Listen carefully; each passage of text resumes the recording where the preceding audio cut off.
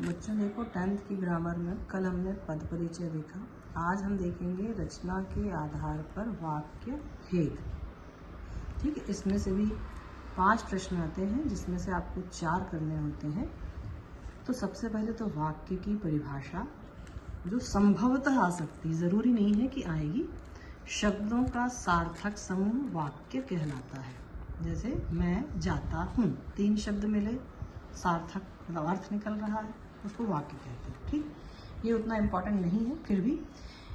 अब वाक्य कितने होते हैं रचना के आधार पे? पहला है सरल वाक्य, दूसरा है संयुक्त वाक्य, तीसरा है मिश्र वाक्य। ये एक प्रश्न बनता है, रचना के आधार पर वाक्य के कितने भेद हैं? पहला है सरल वाक्य, दूसरा संयुक्त वाक्य, तीसरा मिश्र वाक्य। ठीक, अब दूसरा प्रश्न जो डिस्क्रिप्टिव आंसर यदि आ सकता है 1 नंबर का, तो ये परिभाषा आ सकती है। तो हम अलग अलग परिभाषा देखते हैं। सरल वाक्य की परिभाषा, जिस वाक्य में एक ही कर्ता, अब एक ही कर्ता, इसको आप समूह भी माने, ठीक है, अभी मैं इसको एक्सप्लेन करूंगी आपको। जिस वाक्य में एक ही कर्ता और एक ही मुख्य क्रिया हो, वह सरल वाक्य कहलाता है। ठीक है, अब इसमें देखो पहचान क्या हुई, इसमें कोई कंजंक्शन यानी समुच्चय बोधक अव्यय नहीं लगा रहेगा। जब भी आप इस वाक्य को देखेंगे कोई कंजंक्शन नहीं मिलेगा, तो वाक्य पहचानना भी आना चाहिए। दूसरा, इसमें एक ही मुख्य क्रिया होगी और एक ही कर्ता अर्थात उद्देश्य होगा। ठीक है, अब मैंने यहाँ समूह क्यों लिखा? यदि मैं बोलूँ राम बाजार जाता है, एक ही कर्ता है, राम एक ही है, राम बाजार जाता है। और यदि मैं बोल दूँ राम और श्याम बाजार जाते हैं, तो काम तो एक ही हो रहा है, क्रिया एक ही हो रही है जाने की, पर कर्ता 2 हो गए हैं, राम और श्याम। तो आप और शब्द से कंफ्यूज मत होना, एक ही कर्ता समूह है वो, क्योंकि क्रिया क्या है? एक ही है। तो क्रिया यदि एक ही है तो वो सरल वाक्य होगा। क्लियर है? एक ही मुख्य क्रिया होनी चाहिए, कर्ता का समूह हो सकता है। मतलब जैसे अंश और पार्थ मिलकर पढ़ रहे हैं, तो अंश और पार्थ तो समूह है, पर काम दोनों एक ही कर रहे हैं, पढ़ रहे हैं। तो इस तरह से कर्ता का समूह एक ही होता है। मतलब कर्ता में 2 लोग शामिल हो सकते हैं, पर क्रिया एक ही होती है। ठीक है, तो इस तरह का क्वेश्चन आए तो और देख के कंफ्यूज मत होना, ये देखना कि काम कितने हो रहे हैं। ठीक है, तो ये हो गई परिभाषा। अब इसके अंदर एक और प्रश्न बनता है, उद्देश्य किसको कहते हैं, विधेय किसे कहते हैं? ये बहुत इंपॉर्टेंट क्वेश्चन है। देखिए, सरल वाक्य में एक उद्देश्य होता है, एक विधेय होता है। ठीक है, एक उद्देश्य होता है, एक विधेय होता है। अब उद्देश्य क्या होता है? जैसे मैंने अभी वाक्य बताया कि राम बाजार जाता है। ठीक है, तो राम जिसके बारे में बताया जाए, राम के बारे में बताया जा रहा है, वो उद्देश्य है, और उद्देश्य के बारे में जो बताया जाए वो विधेय है। जैसे राम के बारे में बताया जा रहा है कि वो बाजार जा रहा है, तो इसको अच्छे से ध्यान रखिए, ये बहुत इंपॉर्टेंट क्वेश्चन है। ये अक्सर एक डिस्क्रिप्टिव आंसर पूछा जाता है, उसमें पूछ सकता है। तो सरल वाक्य हो गया। अब आते हैं संयुक्त वाक्य।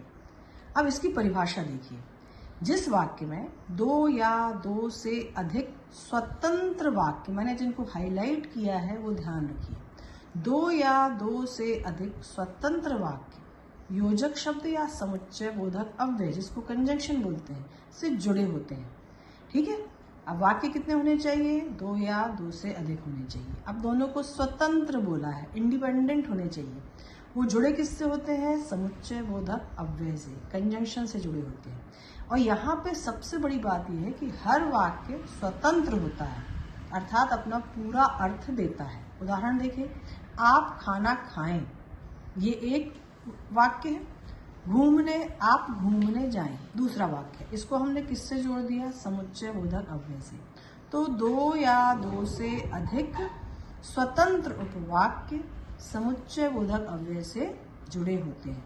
तो जहां भी आप और, तथा, एवं, या, अथवा, किंतु, परंतु, लेकिन, पर ऐसे शब्द देखें, आप तुरंत पहचानें कि वह संयुक्त वाक्य ही है, क्योंकि पहचानने के लिए मुख्य रूप से 2 प्रश्न आते ही हैं। ठीक है, तो संयुक्त वाक्य में आप इनसे पहचानिएगा, और, किंतु, और के पूरे पर्यायवाची, किंतु के पूरे पर्यायवाची, या के पूरे पर्यायवाची, इसलिए, क्योंकि, इत्यादि। ठीक है, इस तरह के शब्द इसमें जुड़े रहते हैं। अब तीसरा आता है मिश्र वाक्य। जिस वाक्य में एक मुख्य या प्रधान उपवाक्य और एक या अधिक आश्रित उपवाक्य होते हैं उन्हें मिश्र वाक्य। अब देखो मिश्र वाक्य में क्या खास चीज देखी, यहाँ हमने देखा था स्वतंत्र वाक्य, यहाँ क्या देखा, एक प्रधान है दूसरे आश्रित हैं। क्लियर है, अंतर देखिए ध्यान से, इसमें स्वतंत्र थे, इसमें स्वतंत्र नहीं है, एक मुख्य है दूसरे उस पर आश्रित हैं। ये अंतर है मिश्र वाक्य में और संयुक्त वाक्य में। ठीक है, तो जिस वाक्य में एक मुख्य या प्रधान उपवाक्य होता है और दूसरे उस पर आश्रित होते हैं, जैसे हमारे घर में एक मुखिया होता है, एक हेड होता है और पूरे परिवार के मेंबर उस पर डिपेंडेंट होते हैं, वैसा ही ये वाक्य है। ठीक है, और ये ऐसा है जिसमें परिवार के सारे सदस्य इंडिपेंडेंट हैं, अपने आप में सब स्वतंत्र हैं, जिसमें एक मुख्य है जिसपे दूसरे आश्रित हैं। तो ये मिश्र वाक्य है, समझ गए। उदाहरण देखिए, जब आप खाना खा लें तब घूमने जाएं। देखिए मैंने इसी वाक्य को कन्वर्ट किया है, यहाँ और लगा था, यहाँ मैंने और हटा के क्या कर दिया, जब आप खाना खा लें तब घूमने जाएं। अब देखिए ये जब आप खाना खा लें अधूरा लगेगा, इसके बाद आपको ये बोलना पड़ेगा, या आप ये अकेला बोल दें तब घूमने जाएं, ये अधूरा लगेगा, ये बोलना पड़ेगा। तो यहाँ पे ये घूमने जाएं प्रधान है, ये आश्रित है। अब आपको लगेगा कि हम पहचाने कैसे कि कौन सा आश्रित है कौन सा। तो मैंने आपको एक हिंट क्लास में भी समझाया है, जनरली जो ज से शुरू होते हैं, जनरली हमेशा नहीं, ज से शुरू होता है, ये ता वाला नहीं, जब तब में जा से जो शुरू होगा वो प्रधान होगा। अब इसका दूसरा सबसे अच्छा तरीका है पहचानने का, इसको आप बदल के देखिए, जब आप खाना खा लें तब घूमने जाएं, इसको मैंने बदला, जब आप खाना खाएं और घूमने जाएं। देखिए ये वाली क्रिया जो है यहाँ पे क्या है, खा लें, तो ये क्रिया बदल गई है, ये क्रिया यहाँ बदली है क्या, नहीं बदली है। अर्थात जो क्रिया नहीं बदलती है वो प्रधान उपवाक्य होता है, जिसकी क्रिया बदल जाती है वाक्य बदलने पे वो आश्रित उपवाक्य होता है। ठीक है, इसको याद रखिएगा। अब इसमें परिभाषा तो पूछ सकता है, ठीक है। इसके अलावा एक प्रमुख प्रश्न जो आता है, एक आता है अवश्य आश्रित उपवाक्य के संबंध में। अब आश्रित उपवाक्य किस में होता है, केवल मिश्र वाक्य में होता है, ये ध्यान रखिएगा। आश्रित उपवाक्य और प्रधान उपवाक्य केवल मिश्र वाक्य में होते हैं। अब आश्रित उपवाक्य के प्रकार होते हैं 3, संज्ञा आश्रित उपवाक्य, विशेषण आश्रित उपवाक्य, क्रिया विशेषण आश्रित उपवाक्य। इसको गलती से आप लोग क्रिया या विशेषण अकेला ना लिखें, क्रिया विशेषण अर्थात जो क्रिया की विशेषता बताते हैं। अब संज्ञा आश्रित उपवाक्य की सबसे बड़ी पहचान है की, छोटी ई की मात्रा वाला की। जैसे उसने कहा कि उसकी तैयारी हो गई, ये पहचान है, इसको आप वाक्य में अंडरलाइन ना करें, ठीक है। ये केवल पहचान के लिए आपको बताया जाता है। जैसे आपको ये वाक्य आया और पूछा गया कि इसमें आश्रित उपवाक्य पहचाने, तो आप की के बाद जो लिखा है उसको अंडरलाइन कर दें और लिख दें संज्ञा आश्रित उपवाक्य, ठीक। अब दूसरा है विशेषण आश्रित उपवाक्य। इसकी पहचान जो या जो से बनने वाले शब्द होते हैं, जो, जिसे, जिनके, जिस पर इत्यादि जो भी है। तो जो लड़का घूम रहा है मेरा भाई है। अब आप यहाँ भी पहचानिए, यहाँ और वगैरह नहीं लगा है, कोई कंजंक्शन नहीं लगा है बीच में, तो ये संयुक्त तो होगा नहीं, जो लगा है इसलिए ये सरल भी नहीं होगा। तो आप जो से पहचानिए कि ये मिश्र तो है पर कौन सा आश्रित उपवाक्य है। यदि आपसे पूछा आश्रित उपवाक्य पहचानो, तो आप जो वाला जा से शुरू होने वाले ही सामान्यतः आश्रित होते हैं, तो इसको अंडरलाइन कर दीजिए और लिख दीजिए विशेषण आश्रित उपवाक्य। अब आप दूसरा तरीका भी आजमा सकते हैं पहचानने के लिए। अब इसको मैं कन्वर्ट करूँ, घूमने वाला लड़का मेरा भाई है। अब देखो इसमें कोई चेंजेस नहीं हुए, मेरा भाई है, पर इसमें चेंज हो गया, घूमने वाला लड़का, इसलिए ये आश्रित है, ठीक है, विशेषण आश्रित उपवाक्य। अब तीसरा आश्रित उपवाक्य होता है क्रिया विशेषण आश्रित उपवाक्य। इसमें देखिए, जब आप आएंगे तब हम चलेंगे, इसमें ये दो जो शब्द है वो जोड़े में कंजंक्शन जुड़ा रहता है, जब के साथ तब। कभी कभी एक का लोप हो जाता है, इसलिए आप कंफ्यूज ना है, जब आप आएंगे हम चलेंगे, ऐसा भी लिख सकते हैं। तो आपको यहाँ पहचानना पड़ेगा कि यहाँ तब हो सकता है। ठीक है, तो ज वाला जो है उसको अंडरलाइन करें और लिखें क्रिया विशेषण आश्रित उपवाद। तो ओवरऑल देखिए अभी हमने क्या देखा, 3 वाक्य के भेद हैं, सरल, संयुक्त, मिश्र। ठीक है, सरल में कोई कंजंक्शन नहीं होगा, एक क्रिया होगी। ठीक है, उद्देश्य विधेय की परिभाषा याद कर लीजिए। संयुक्त वाक्य में स्वतंत्र उपवाक्य होते हैं, मिश्र वाक्य में एक प्रधान एक आश्रित होता है। आश्रित उपवाक्य के 3 भेद हैं। अब एक प्रश्न भी कभी कभी आ जाता है, समानाधिकरण उपवाक्य क्या है। देखिए, हम इसके उपवाक्यों को तो प्रधान और आश्रित बोलते हैं, पर जो संयुक्त वाक्य हैं उसके उपवाक्य ना दोनों स्वतंत्र होते हैं, दोनों इंडिपेंडेंट हैं, दोनों का अधिकार समान होता है।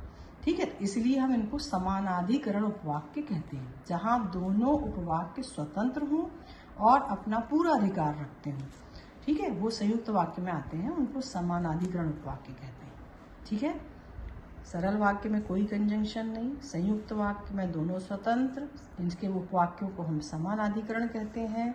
मिश्र वाक्य के उपवाक्यों को आश्रित और प्रधान कहते हैं। आश्रित उपवाक्य के 3 भेद हैं। ठीक है, अब एक प्रश्न तो आपका परिभाषा से रिलेटेड बन सकता है, इससे बन सकता है। अब जो मुख्य 4 प्रश्न आते हैं उनमें इस तरह के आते हैं। देखिए, वाक्य परिवर्तन करने या वाक्य पहचानने।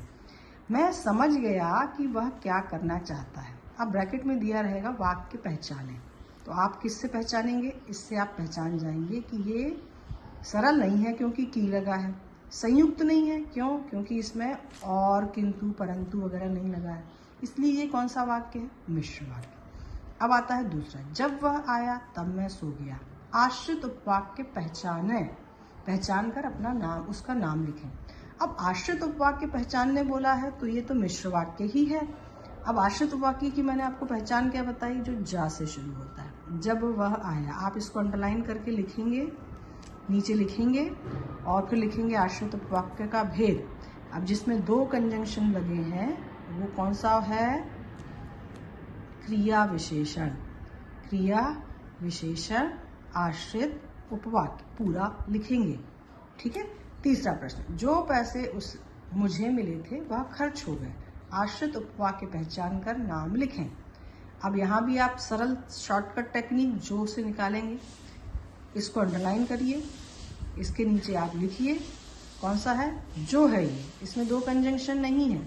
जो पैसे मुझे मिले थे, पैसों की विशेषता बता रहा है, विशेषण आश्रित उपवाक्य। ठीक है, ऐसे लिखेंगे। यदि वाक्य पहचानने बोला तो ये क्या है, मिश्र वाक्य है, क्योंकि इसमें जब तक लगा है, इसमें जो लिखा है, इसमें की, ये तीनों मिश्र वाक्य हैं। पर आश्रित उपवाक्य यदि पहचानने बोला तो आप इन तीनों में से पहचानेंगे। ठीक है, अब वह सुबह गया और शाम को लौट आया। सरल वाक्य में बदलें, ऐसे बदलने आता है। तो सरल वाक्य में बदलने के पहले आपको ये सोचना है कि ये जो कंजंक्शन लगा है इसको आपको हटा देना है।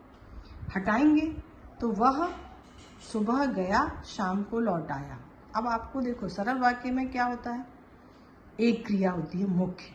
मुख्य क्रिया कौन सी होगी, ये वाली। ठीक है, तो आप क्या लिखेंगे, वह सुबह जाकर शाम को लौट आया। मुख्य क्रिया क्या हुई, आया। वह सुबह जाकर, और हटा देंगे, इसकी जगह गया का रूप बदल देंगे, वह सुबह जाकर शाम को लौट आया। हो गया सरल, इसमें आपने कंजंक्शन हटा दिया। लाल फ्रॉक वाली लड़की मेरी बहन है, इसको मिश्र वाक्य में बदलना है। ठीक है, तो मिश्र वाक्य में बदलने के लिए क्या करना पड़ता है, जब तब लगाना है, या जो लगाना है, या की लगाना। अब कौन सा फिट बैठेगा, चूंकि यहाँ विशेषता बता रहे हैं लड़की की, तो यहाँ जो वाला कंजंक्शन लगेगा। जो लड़की लाल फ्रॉक पहनी है या लाल फ्रॉक वाली है वह मेरी बहन है, बन गया मिश्र वाक्य। ठीक है, अब ये देखिए, जैसे ही सूर्यास्त हुआ वैसे ही पक्षी घोंसले में चले गए। इसको संयुक्त में बदलना है। सॉरी, संयुक्त में बदलने के लिए और, किंतु, परंतु या अथवा लगता है। अब यहाँ कौन सा फिट बैठेगा, ठीक है, अब जैसे ही सूर्यास्त हुआ वैसे ही पक्षी घोंसले में चले गए, तुरंत का भाव है, जैसे ही सूर्यास्त हुआ वैसे ही पक्षी। अब आप तुरंत के भाव के लिए क्या लिखेंगे, सूर्यास्त हुआ और पक्षी घोंसले में चले गए। इनको हटा देंगे, इनको हटा दीजिए, इसकी जगह क्या लगा दीजिए, और। सूर्यास्त हुआ और पक्षी घोंसले में चले गए। तो ध्यान रखिए इस मैप को, आप इससे अतिरिक्त कुछ भी आपको ध्यान नहीं रखना है। इतना आप यदि याद रख लें तो आपके पूरे 4 नंबर फिक्स हैं। All the best.